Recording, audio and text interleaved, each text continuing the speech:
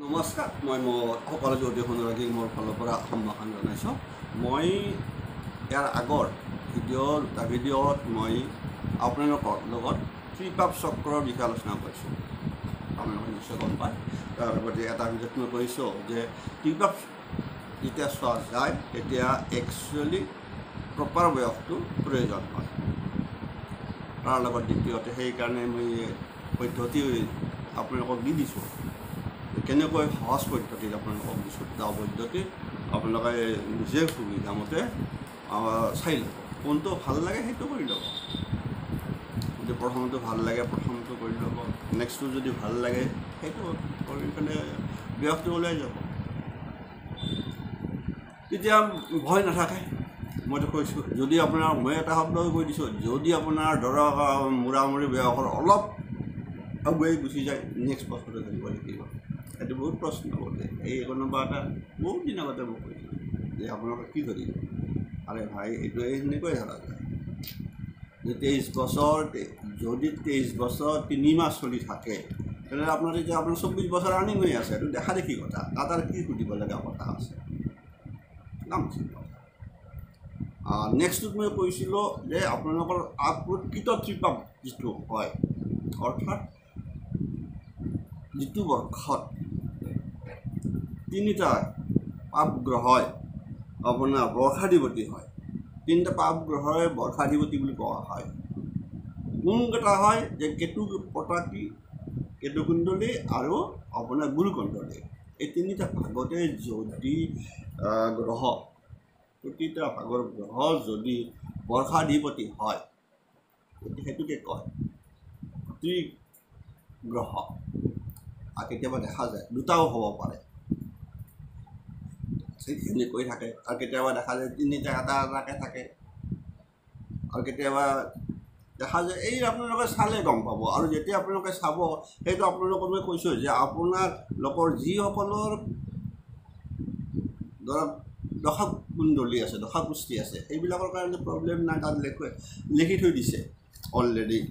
যিবিলাকে আপোনালোকৰ বনাইছে সেইবিলাকে লিখি থৈ দিছে। মই কৈছোঁ যিসকলৰ ধৰক আপোনালোকৰ অকল আখৰাখান আছে, অৰ্থাৎ অকল আপোনালোকৰ লামচাম চিত্ৰটোৰ সৈতে আপোনাৰ কেৱল তাত কোন নক্ষত্ৰত জন্মকাৰ দশা 2-4টা কোন চক্ৰে সেনেকুৱাকৈ যিখন সৰুকৈ থাকে সেইখনকে আমি আখৰা বুলি কওঁ। এই আখৰাখনৰ লগত তাত লেখাই থাকিব আপোনালোকৰ নক্ষত্ৰ, তেতিয়া আপোনালোকে গম পাব। আৰু আপোনালোকৰ যিটো নক্ষত্ৰ সেই নক্ষত্ৰ লৈ আপোনালোকৰ যিকোনো পঞ্জিকাতে পাব এই চাৰ্টখন, ত্ৰিপাপ চক্ৰৰ চাৰ্টখন সেই নক্ষত্ৰৰ মতে চালে পাই যাব ফলবিলাক। গতিকে মই ক'ব বিচাৰিছোঁ যে এই যে ফলবিলাক অকল ত্ৰিপাপ চক্ৰত গোটেই অশুভ থাকিবনে? নাথাকে। তাত শুভ ফলবোৰ সোমাই থাকে। যিহেতু আৰু তাত কৈছোঁ যে আপোনালোকৰ বনাইছে কেনেকৈ যে 1ৰ পৰা 36ক লৈকে বনাই দিছে। নেক্সট 37ৰ পৰা 72লৈকে চাব। আকৌ নেক্সট 37 য'ত 1 লেখাই আছে তাৰ তলত আহি গৈছে। ঠিক সেইদৰে টোটেল 72 বছৰ। সেইকাৰণে কোৱা আছে যে আপোনাৰ জীৱনত 2 টাইমছ শুভ সময়, 2 টাইমছ অতি অশুভ সময় আহিব পাৰে। এইটো কথা মই আগতেও কৈছোঁ। আৰু এইকাৰণে কোৱা আছে এই শব্দটো, অৰ্থাৎ আপোনাৰ এই চাৰ্টখন ত্ৰিপাপ চক্ৰৰ চাৰ্টখনতো সোমাই আছে আপোনাৰ মানে ভাল বেয়াটো, ভাগ্যোন্নতিটো বহুত কথা আছে। কোন সময়ত আপোনাৰ ত্ৰিপাপত ভাল গ্ৰহ আছে সেইদৰে যদি আপোনাৰ দশা অন্তৰ্দশা ভাল সময় চলিছে সেই সময়ত আপোনাৰ খুব ভাল হ'ব। যি সময়ত আপোনাৰ অত্যন্ত দশা অন্তৰ্দশা বেয়া চলি আছে আৰু সেই সময়তে যদি ত্ৰিপাপ চক্ৰটো যদি আপোনাৰ দশা মানে বিশেষ ত্ৰিপাপ বৰ্ষাধিপতি 3টা যদি অশুভ হৈ আছে তেনেহ'লে আপোনাৰ সেই বছৰটো বেয়া। তথাপিতো মই আপোনালোকক কৈ দিছোঁ যে চাব শুভ গ্ৰহ থাকিলে কি হয়। আপোনালোকৰ যেনেকৈ অশুভৰটো কথা কোৱা আছে সেইদৰে তাত ত্ৰিপাপ চক্ৰখনত ইণ্ডিকেট কৰাই আছে আপোনালোকৰ শুভ দশাও। স্বাভাৱিকতে কোৱা আছে কি আপোনালোক কৈ দিছোঁ যে ত্ৰিপাপ চক্ৰত যদি 3টা পাপ গ্ৰহ থাকে বৰ্ষাধিপতি হয়, কেতু পতাকি, কেতু কুণ্ডলী আৰু গুৰু কুণ্ডলী, সেই বছৰত জাতকৰ জীৱনৰ সংশয় থাকে।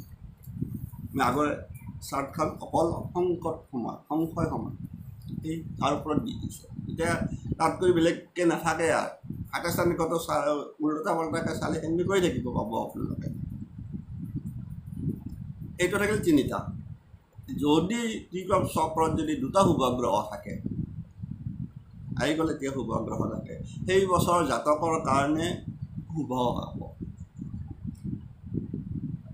আৰু যদি যি বছৰত তিনিটা থাকিব শুভগ্ৰহ, এই গোটেইকেইটা চাৰ্কুফাৰেঞ্চ আপোনাৰ ওপৰলৈকে তিনিটা যদি শুভগ্ৰহ থাকে বিদ্যমান থাকে, সেই বছৰত অতি শুভ আপোনাৰ অতি। এই মই অলপ কথা ক'লোঁ চাব।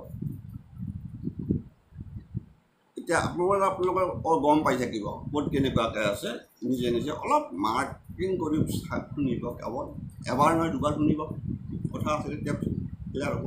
যদি ত্ৰিপাপ চক্ৰত বছৰত দুটা পাপগ্ৰহ বিদ্যমান থাকে, এইবাৰ দুটা থাকে, মই সেই তিনিটা কৈছিলোঁ, এইবাৰ দুটা আহে। যদি দুটা বিদ্যমান থাকে, সেই বয়সত জাতকৰ পক্ষে কষ্টদায়ক হয়। আপোনাৰ সেইটো মানসিক হ'ব পাৰে, শাৰীৰিক হ'ব পাৰে, টকা পইচা হ'ব পাৰে, মুঠতে আপোনাৰ কষ্টদায়ক হ'ব। আৰু যি বছৰ ত্ৰিপাপ চক্ৰ তিনিটা বিদ্যমান পাপগ্ৰহ বিদ্যমান থাকে, সেই বছৰ জাতকৰ পক্ষে মৃত্যু পৰে। এইটো আগতেও কৈ আছোঁ, এইটো বাৰে বাৰে ৰিপিট কৰিছে, বা মহা অমংগলময় হৈয়ে থাকে। এইখিনি মূল কথা।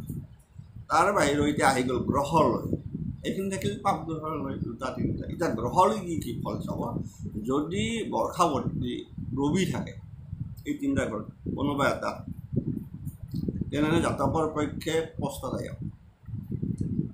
যদি মংগলৰ থাকে, বৰ্ষ হৈ থাকে, দুটা মংগল হৈ থাকে, তেতিয়াহ'লে সেই বছৰতো আপোনালোকৰ কষ্ট হ'ব। যদি কেতু থাকে সদায় কষ্ট। চন্দ্ৰ আৰু বুধৰ যদি থাকি যায় তেতিয়াহ'লে খুব লাভ হয়।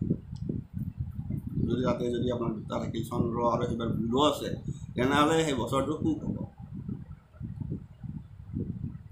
এতিয়া আকৌ কৈ যাই আছে যে ত্ৰিপাপ চক্ৰ যি বৰ্ষত এটা কেতু থাকে, চাব যে এটা কেতু থাকে, সেই বছৰত জাতকৰ মহা কষ্টৰ সন্মুখীন হ'ব পাৰে, সন্মুখীন হয়।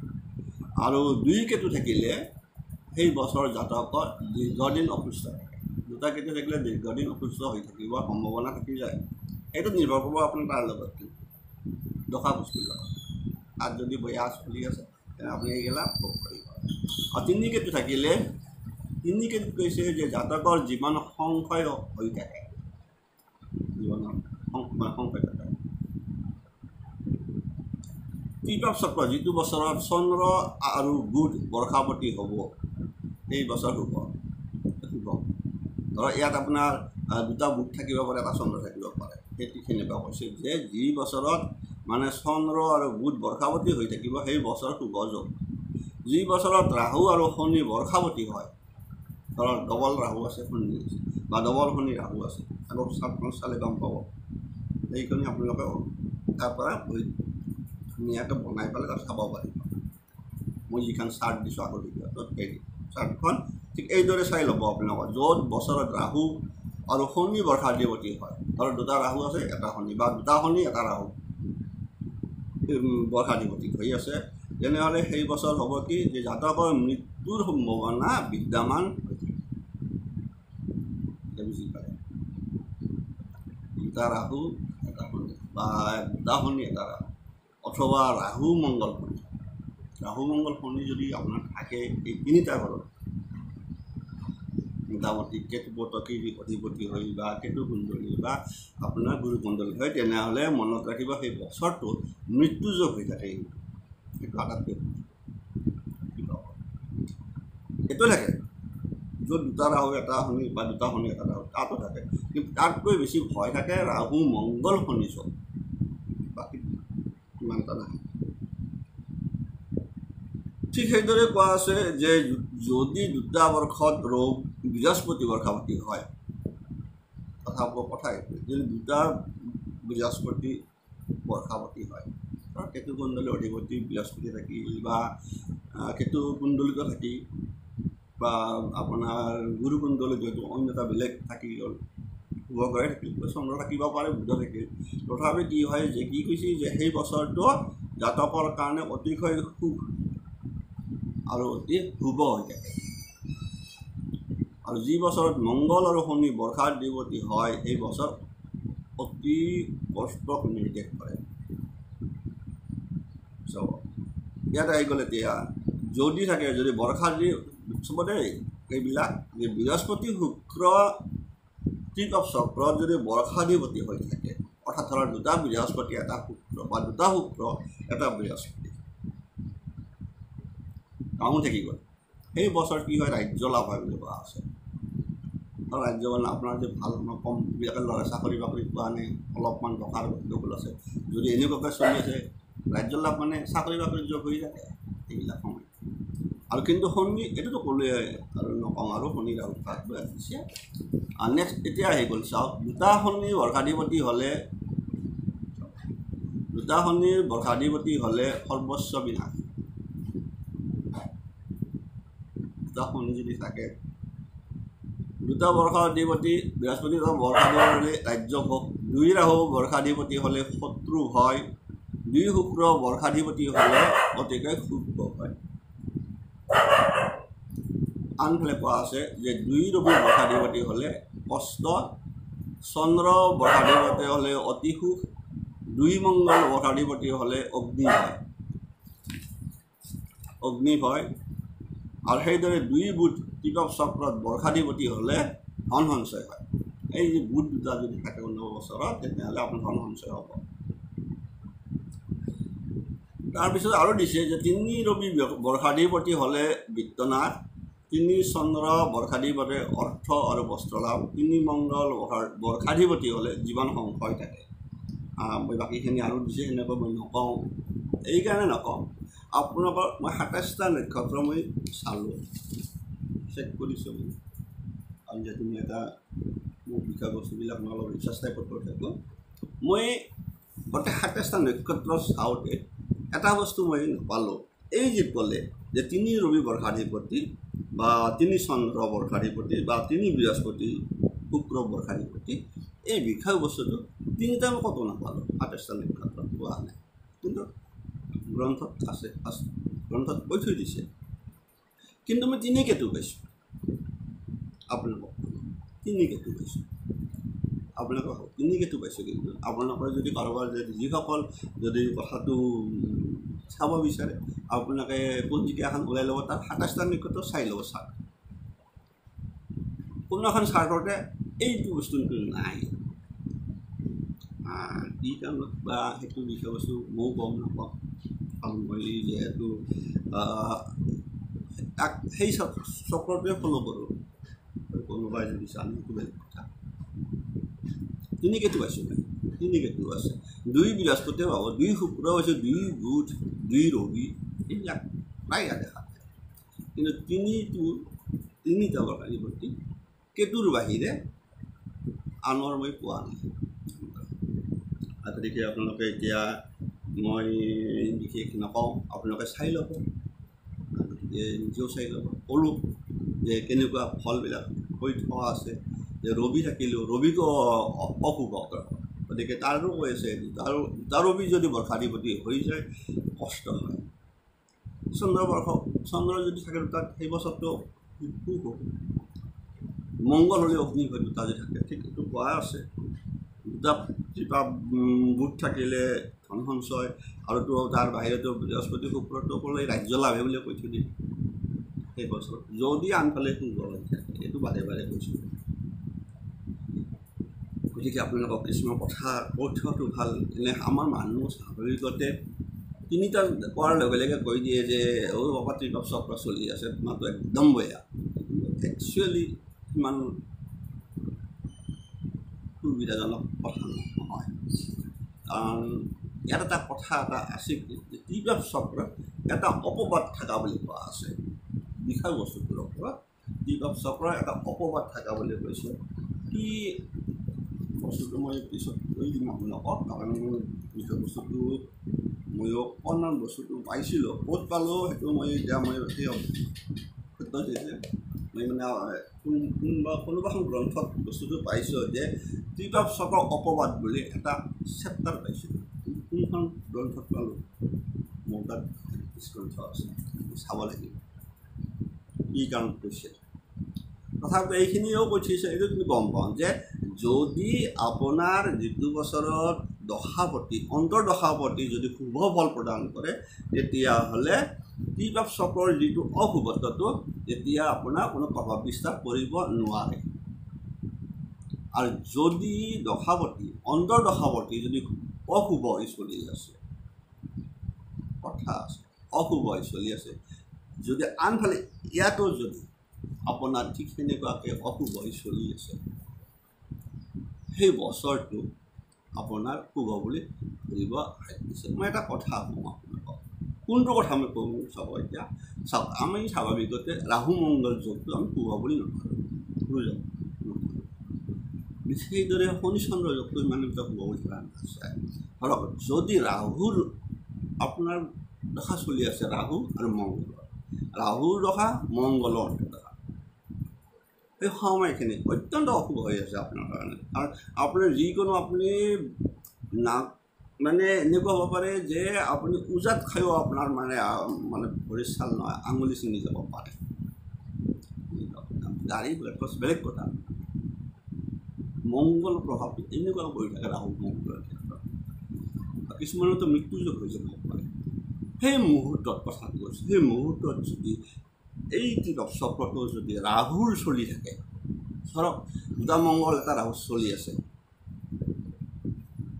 মনত ৰাখিব, সেইফালে চলি আছে ৰাহু মংগলৰ, ইয়াতো ত্ৰিপাপ চক্ৰ সেই বছৰত চলি আছে, ধৰক দুটা ৰাহু এটা মংগল বা দুটা মংগল এটা ৰাহু, আপুনি বি ক্লিয়াৰ। তেতিয়া কিন্তু কোৱা আছে, কিন্তু তেতিয়া কিন্তু আপোনাৰ মানে খুব কি হয় অনলি গড ন'ছ। সেইকাৰণে সেই সময়খিনি বিশেষকৈ প্ৰতিকাৰ কৰাটো প্ৰয়োজন। আৰু প্ৰতিকাৰ কৰিব এই সময়খিনি আপোনালোকে ৰাহুৰো কৰিব লাগিব, তাৰ লগত মংগলৰো কৰিব লাগিব। মংগলো কৰিব লগা হ'লে কাৰ তাত যাব লাগিব আপোনালোকে? তেতিয়াহ'লে আপোনালোকে মানে হনুমান মন্দিৰত হনুমান চালিচা সদায় পাঠ কৰিব লাগিব। ৰাহুৰ কৰিব লাগিব, ৰাহুৰ ক্ষেত্ৰত কি আছিল আগৰ দিছোঁ প্ৰতিকাৰ, এই ৰাহুৰ প্ৰতিকাৰখিনি কৰা হয়। ঘৰত ধৰক আপোনাৰ সন্ধিয়া হ'লে যেনেকৈ আপোনাৰ হনুমান চালিচা কৰিব, মংগলৰ কাৰণে ৰাহুৰ কাৰণে কৰিব লাগিব। আপোনালোকে সদায় মানে ধৰক মানে ঘৰত ধূপ ধূনা জ্বলালে, বিশেষকৈ ধূপ জ্বলালে চন্দনযুক্ত ধূপ আপোনাৰ কথা আহি পৰে, ধৰক ৰাহুৰ যিখিনি প্ৰতিকাৰ সেইখিনি। আৰু আছে না ৰাহুৰ প্ৰতিকাৰ, মই আপোনাক কৈছোঁ যে ৰাহুৰ নামত আপুনি নীলা কাপোৰত বান্ধি পুৱতি নদী আপুনি বহাই দিয়ক, বুজি পালে? ঠিক এনেকুৱা কিছুমান কথা থাকে। ৰাতি হ'লে আপোনাৰ ঘৰ এন্ধাৰ কৰি ৰাখিব নালাগে, কমচে কম এটা ডিম লাইট জ্বলাই থ'ব লাগে। ৰাহুৰ কথা কৈছোঁ মই। আৰু মংগলটো থাকিলে, আৰু মংগল যদি বেছি প্ৰবল হৈ থাকে, তেতিয়াহ'লে আপোনালোকেতো এটা কথা আছে, হনুমানৰ বাহিৰেও এটা আছে ৰাস্তা, কি মংগলৰ দশা সময়তো আপোনালোকে একচুৱেলি বগলামুখী মন্দিৰত যদি অকণমান শৰাই আগবঢ়াই থ'ব হৈ আহে আৰু ভাল হয়। এৰিছোঁ, সকলোৰে কুশল মংগল কামনা কৰিলোঁ। আপোনালোকে চাব, কাৰণ গোটেইখিনি একদম মানে ত্ৰিপাপ বোলাৰ লগে লগেও গোটেই ভয় খাব নালাগে। আৰু সাধাৰণতে এটা কথা কোৱা আছে, ত্ৰিপাপ চক্ৰত আপোনাৰ নাম প্ৰসংগ ঘৰত